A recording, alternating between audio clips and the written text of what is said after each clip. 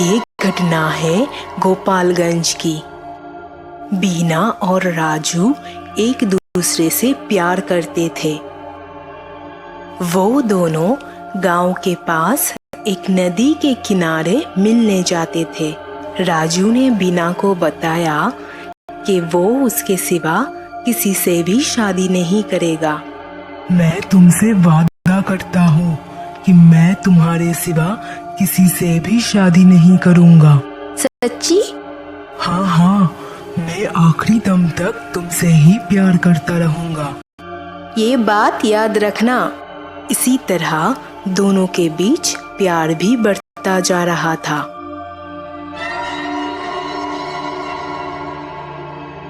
एक दिन अचानक बीना के घर में आग लग गई। बचाओ, कोई मुझे बचाओ, मेरे घर में आग लग गई, कोई मुझे बचाओ।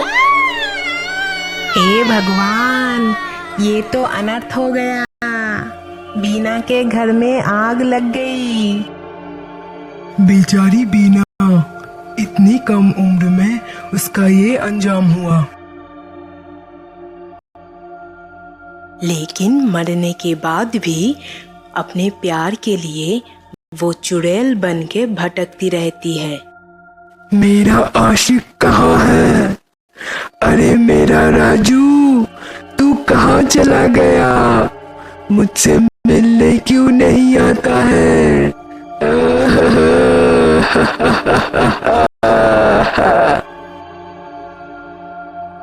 उस घटना के कुछ ही दिन बाद गांव वालों को रात में अजीब अजीब आवाजें सुनाई देने लगता है।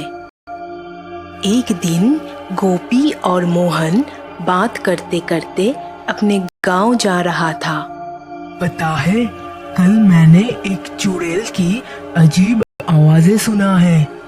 लगता है रात को अब बाहर रहना हमारे लिए ठीक नहीं है।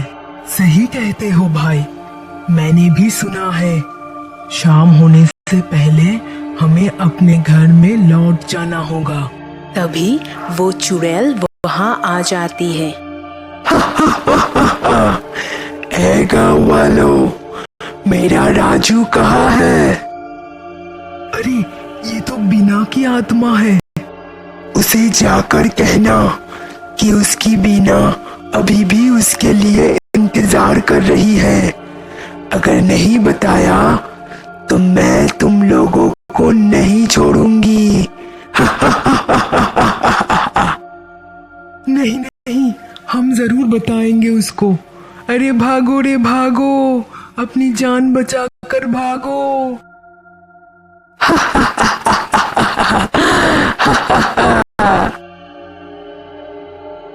अगले ही दिन गोपी राजू से मिलता है। अरे भाई राजू, तुम्हें पता है रात को बिना चुड़ैल बनके इधर उधर भटकती है। ये क्या बकवास है? नहीं नहीं भाई, ये सच है। कल उसने हमें धमकी दी है कि अगर तुम उससे ना मिलो तो वो हम लोगों को नहीं छोड़ेगा। लगता है पागल हो गए हो तुम सब। मैं इन सब चीजों में विश्वास नहीं करता हूँ। तुम दोनों एक दूसरे से प्यार करते थे, इसीलिए तुम्हें सावधान कर रहा हूँ। अब तुम्हारी मर्जी। इतना बोल के गोपी वहां से निकल जाता है। घर पहुंचकर राजू अपने घर वालों की बातें सुन रहा था।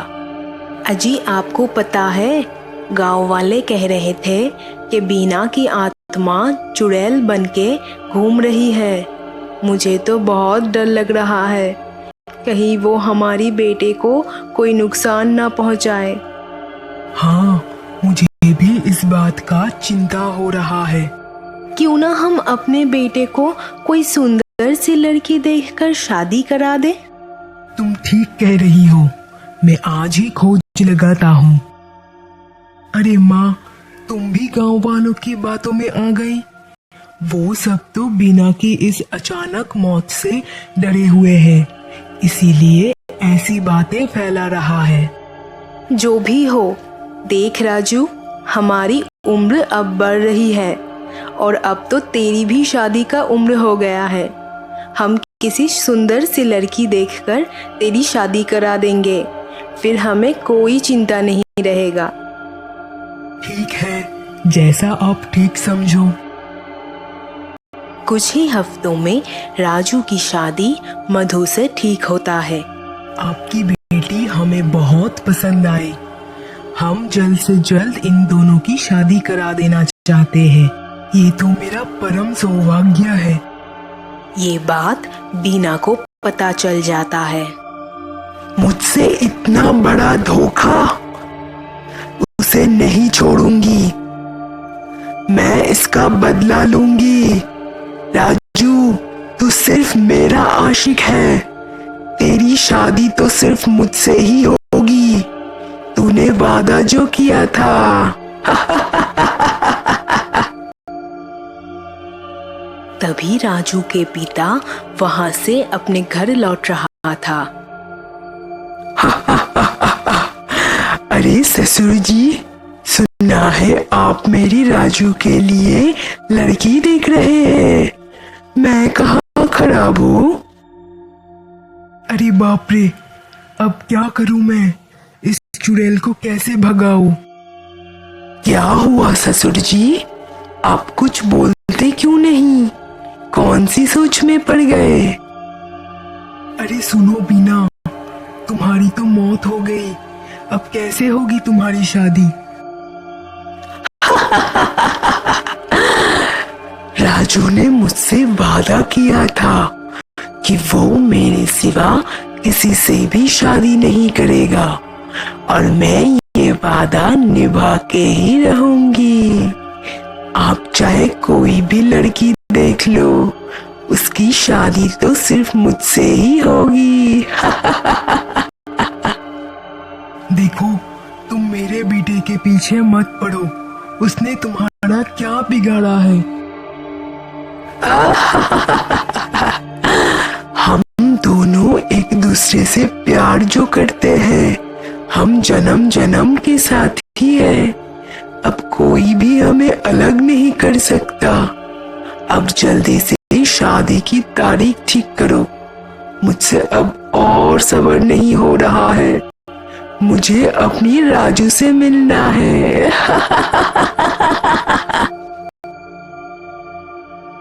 इतना बोल के वो चुड़ैल वहां से गायब हो जाती है। हे भगवान, कैसे इस चुड़ैल से पीछा छुड़ाऊं? घर पहुंचकर वो अपनी बीवी को सब बताता है। अजी, अब क्या होगा? लगता है अब तो वो चुड़ैल हमारे बेटे का पीछा नहीं छोड़ेगी। मुझे पंडित से जाकर बात करना पड़ेगा। अगले ही दिन राजू के पिता पंडित से मिलता है और उन्हें सब कुछ बताता है। गुरुजी, बीना मरने के बाद चुड़ैल बन गई है और मेरी राजू का पीछा नहीं छोड़ रहा है। मैंने उसकी शादी मधु से ठीक किया है, पर वो हमें धमका रही है। अगले हफ्ते को शुभ दिन देखकर हमें उन दोनों की शादी करा देना होगा। फिर अगले हफ्ते को राजू की शादी मधु से हो जाती है। अब तुम दोनों पति पत्नी हो। आज हमारे लिए बहुत खुशी का दिन है। आज से मधु हमारे घर की बेटी है। उस रात जब राजू मधु की घूंघट उठाने गया, तब उसका होश उड़ जाता है।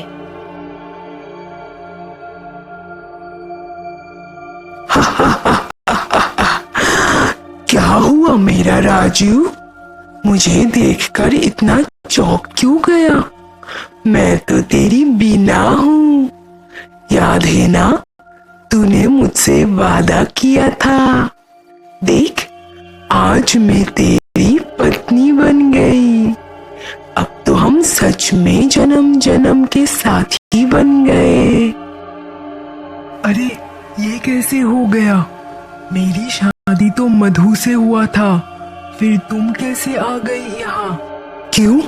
मुझे यहाँ देखकर तुझे अच्छा नहीं लगा? शादी के पहले दिन मधु पड़ोसी के घर से अपने घर लौट रही थी। तब मैं उसके सामने आ गई। वो मुझे देखकर बेहोश हो गई और फिर मैं उसके शरीर में चली गई।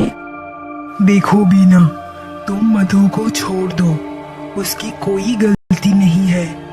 तुम अपनी बदला ले चुकी हो, अब तो तुम्हारी आत्मा को भी शांति मिल गई। ठीक है, मुझे अब तुझसे कोई शिकायत नहीं है। मैं सुबह होते ही उसके शरीर से निकल जाऊंगी। फिर सुबह होते ही बीना की आत्मा मधु के शरीर से निकल जाती है और वो दोनों खुशी खुशी रहने लगता है।